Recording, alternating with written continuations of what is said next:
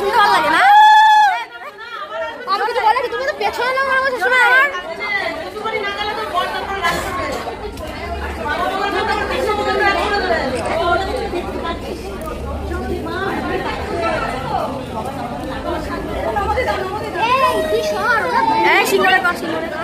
একবারে করে নে না।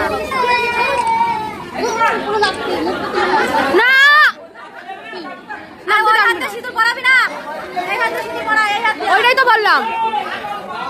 হ্যাঁ টিচার ভালো না, টিচার চেঞ্জ কর।